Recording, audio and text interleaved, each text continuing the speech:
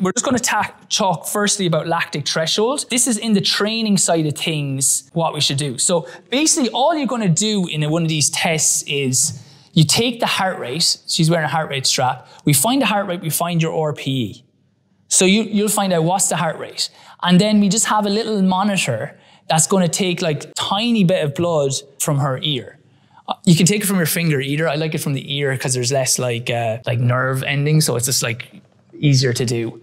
So we take that, and then that will tell us at this pace and at this heart rate we're at, and then what we'll do is we'll just increase the pace of that each time. So she starts at like say 7k an hour, then 8 and 9, and we have the heart rates just gradually going up. So this then would be like a type of test. Okay, there's multiple tests here. So we have the heart rates. This is why you only have to do it one time. Can you see that the heart rate is always roughly the same, even though the lactic curves can be slightly different? Your RPE and your heart rate and your lactic are internal. They'll always be roughly the same.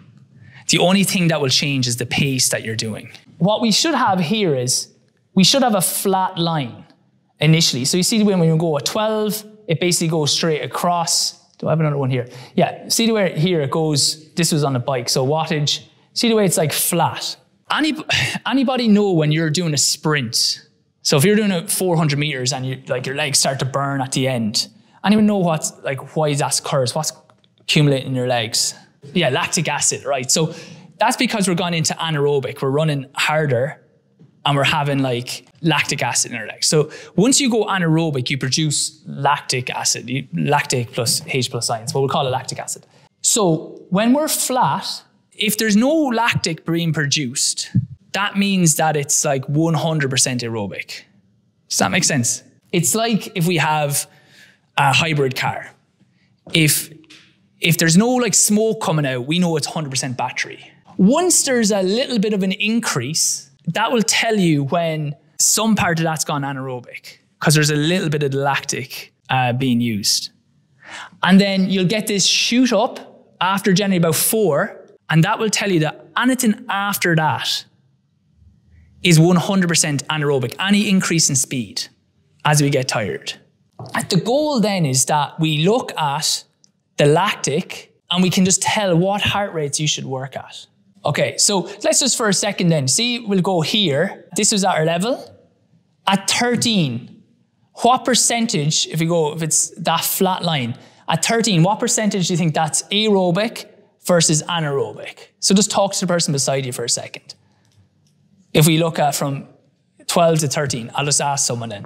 If you get it wrong, I'm going to shout at you again. Sorry.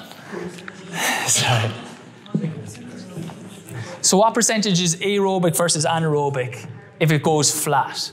What do we think? 100. People say 100? Great, yeah. I was just thinking this is hard, isn't it? Friday night, you're getting a freaking science lesson. But hopefully it makes sense in a second. Yeah, it's 100% because basically the lactic hasn't increased. So we know we're 100% aerobic in that. So that's going to be a recovery pace. And we're going to talk about these in a second. When it goes up to here, is it now 100% aerobic? No.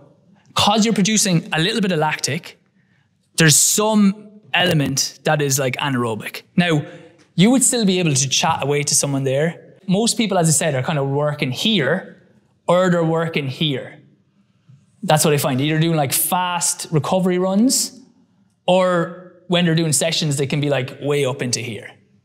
Are like the elites, are they 100% for way longer? Yeah. So you see here with this person, right? You see on the first test they did, say if we go here, you see after 13, that just jumped straight away.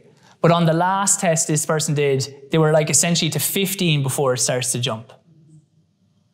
And then even like the lactic is lower at each speed, but the heart rates are always roughly the same. That's why you only need to ever get this test done once. People get it done because they like to see if they're improving, but the heart rates are, my heart rates, I did the first one of these tests maybe like 18 years ago and it's roughly the same. Okay, and as I said, it's like, I don't sell these, I don't do anything with these. I just think these are easy thing to do for 100 quid. That's like, it just allows you to balance it. The other thing as well that it does is none of us are full-time runners here. So if you're stressed in work or you're stressed in whatever, we don't worry about the pace. We only do it off the heart rate. So if you have to go in the morning or you're going in the evening and like, or you're a little bit run down, your heart rate's going to be naturally up. So you're going to just go a little bit slower. So it allows you to adapt to training kind of as you go. Just anyone, and even if you're not sure, you can just send me the results. I'll like just do the thing for you straight away.